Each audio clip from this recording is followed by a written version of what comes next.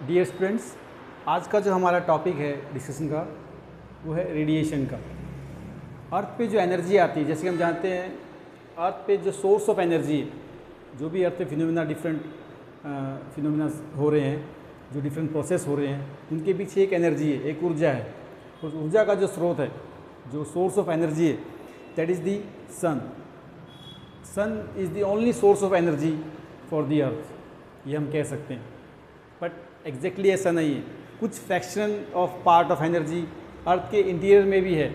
जो अर्थ के अंदर लावा है, मैग्मा है, उसकी जो हीट एनर्जी है वो भी कुछ इसमें हम इसको इन्वॉल्व करते हैं, चाहे वॉल्केनिक इरप्शन के थ्रू है या आपकी जो थर्मल एनर्जीज़ हैं, इसको हम जियोथर्मल एनर्जी बोलते हैं, तो वो भी इसका एक फ्रैक्शन ऑफ पार्ट है।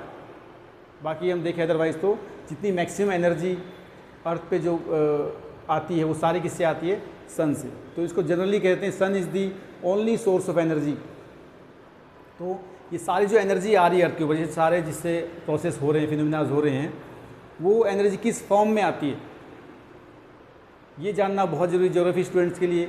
क्लाइमेटोलॉजी में भी और आपके रिमोट सेंसिंग में भी ये बहुत इंपॉर्टेंट टॉपिक है, जो है रेडिएशन, यानी कि जो सन से एनर्जी आ रही है वो किस फॉर्म में आती है। ठीक है, उसके डिफरेंट एस्पेक्ट्स है, डिफरेंट उसके टर्मिनोलॉजी है, जो कि आज हम डिस्कस करेंगे। तो सन से जो एनर्जी आ रही है वो आती है EMR के फॉर्म में। EMR is the electromagnetic radiation, यानी सन से जो एनर्जी आती है वो कैसी है? इलेक्ट्रोमैग्नेटिक रेडिएशन के फॉर्म में आती है।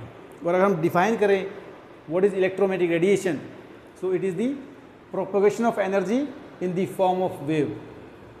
और हम सिंपली इसको डिफाइन कर सकते हैं, the wave which has both the properties, the radiation which have both the properties electric as well as magnetic, यानी इसमें विद्युतीय गुणधर्म भी है और चुंबकीय गुणधर्म भी है।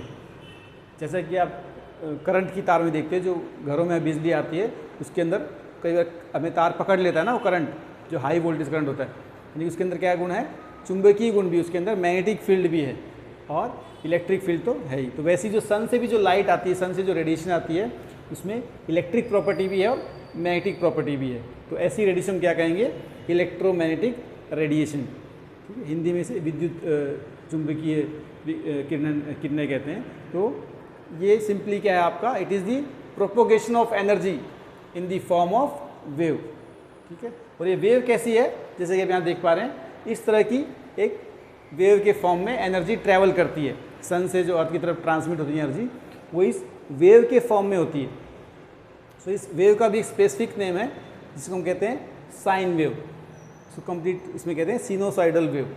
ठीक है, तो ये जो ये पैटर्न है, इस पैटर्न में आपकी इलेक्ट्रोमैग्नेटिक रेडिएशन प्रोपोगेट करती है फ्रॉम दी सन। तो इसमें आप देखते हो प्रॉपर्टी कैसी है? ज़ीरो मैक्सिमम, फिर ज़ीरो, फिर आपका लोएस्ट। तो इस तरह से आपका इसमें फ्लक्चुएशंस हैं, एक वेव लाइक स्ट्रक्चर है इसका। तो इसको हम बोलते हैं साइन वेव। तो इसकी दो प्रॉपर्टीज़ हैं, एक तो है फ्रीक्वेंसी और एक है वेवलेंथ। आप जब भी रेडिएशन को स्टडी करोगे या आप रिमोट सेंसिंग जब स्टडी करोगे आप स्पेक्ट्रम को, तो आपको हमेशा रिमोट किसी वेव की फ्रीक्वेंसी और उसकी वेवलेंथ, ये बहुत इंपॉर्टेंट प्रॉपर्टीज़ है किसी भी रेडिएशन के लिए। ठीक है, तो हम अगर डिफ़ाइन करें फ्रीक्वेंसी को या वेवलेंथ को, पहले हम डिफ़ाइन कर लेते हैं। वेवलेंथ क्या है? It is the distance from the crest to crest. जो डिस्टेंस है इसको हम वेवलेंथ कहते हैं, या ट्रफ टू ट्रफ जो डिस्टेंस है इसको हम क्या कहते हैं? Wavelength. The distance between two successive crest और the distance between two successive trough, it is known as the what? Wavelength. इसको हम क्या कहते हैं? वेवलेंथ। या हम कह सकते हैं कि the width of the complete wave. एक जो वेव साइकिल, यानी कि एक क्रस्ट और एक ट्रफ, इसकी जो लेंथ होगी वो क्या होगी? वेवलेंथ होगी। तो तीनों वे से हम इसको डिफाइन कर सकते हैं, crest to crest distance, trough to trough distance और the length of one wave. एक जो वेव, इसमें एक क्रस्ट और एक ट्रफ को जो हम इंक्लूड करते हैं, तो यहाँ तक का जो डिस्टेंस होगा ये भी एक वेवलेंथ है। ठीक है, ये भी यू कैन से इट इज़ अ वेवलेंथ। और अगर हम फ्रीक्वेंसी की बात करें, तो फ्रीक्वेंसी को हम कैसे डिफाइन कर सकते हैं कि किसी एक पर्टिकुलर पॉइंट से एक यूनिट टाइम के अंदर कितनी वेव पास हो रही है, कितनी नंबर ऑफ वेव, यानी complete wave, one crest one trough, कितनी नंबर ऑफ वेव पास हो रही हैं एक पर्टिकुलर पॉइंट से यूनिट टाइम के अंदर, तो उसको क्या बोलते हैं, फ्रीक्वेंसी। ठीक है, फ्रीक्वेंसी की जो यूनिट है वो है आपकी हर्ट्ज, इसको हम किस में नापते हैं, हर्ट्ज के अंदर। जबकि वेवलेंथ को हम किस में मेज़र करते हैं, इसको हम करते हैं माइक्रोमीटर्स में कर सकते हैं या फिर नैनोमीटर्स में भी कर सकते हैं। ठीक है, इसको हम माइक्रोन्स बोल देते हैं, इसका सिंबल है लैम्डा से हम इसको शो करते हैं, और फ्रीक्वेंसी को हम स्मॉल एफ से शो करते हैं। इसकी यूनिट जो है वो आपकी हर्ट्ज है। ठीक है, तो अब इसमें एक एग्जांपल लें अगर हम इसमें फ्रीक्वेंसी के अंदर, तो हमारे घरों में जो इलेक्ट्रिसिटी आती है, जो बिजली आती है घरों में, इसकी भी एक फ्रीक्वेंसी, इसकी भी एक ये भी एक तरह की इलेक्ट्रिक भी और मैग्नेटिक रेडिएशन है। जो हमारे यहाँ इलेक्ट्रिसिटी आ रही है, तो वो भी जो आपके घरों में आ रही है इलेक्ट्रिसिटी, वो भी एक साइन वेव के फॉर्म में आती है। जो घरों में बिजली आती है उसकी भी वेव सेम ही है। आपने एक नाम सुना होगा साइन वेव इन्वर्टर, वो इसी वेव के शेप की वजह से उसका नाम है, वो सिनोसाइडल वेव जिसको हम बोलते हैं। तो इस तरह से आपका जो अल्टरनेटिंग करंट है वो भी इस तरह से फ्लक्चुएट करता है। और इसकी फ्रीक्वेंसी मैं आपको जस्ट बताना चाहता हूँ, इट इज़ दी, जो आपकी बिजली है, जो इलेक्ट्रिसिटी, उसकी फ्रीक्वेंसी होती है 50 हर्ट्ज, यानी एक सेकेंड में ये जो इलेक्ट्रिक आपकी जो वेव है इलेक्ट्रिसिटी की, ये 50 बार, यानी 50 वेव एक सेकेंड में पास होती है।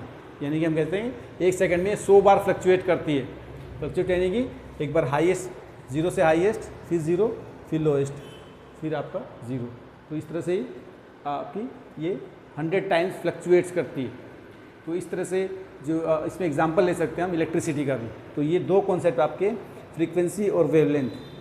और इसको अगर हम इसका देखें रिलेशनशिप, तो आपकी जो फ्रीक्वेंसी है वो इन्वर्सली प्रोपोर्शनल है आपके वेवलेंथ के साथ। यानी अगर किसी रेडिएशन की फ्रीक्वेंसी बढ़ेगी तो वेवलेंथ घटती है, और फ्रीक्वेंसी अगर घटती है तो वेवलेंथ बढ़ती है। यानी कैसे है ये, इन्वर्सली प्रोपोर्शनल है वेवलेंथ और फ्रीक्वेंसी। वो हम स्पेक्ट्रम के जब हम स्टडी करेंगे तो उसमें उसको समझेंगे कि what is the relationship between the frequency and wavelength. ठीक है, तो ये ईएमआर को हम कैसे डिफाइन कर सकते हैं, it is the electromagnetic radiation, it is the propagation of energy in the form of wave, और you can say the radiation which have both the properties electric as well as magnetic.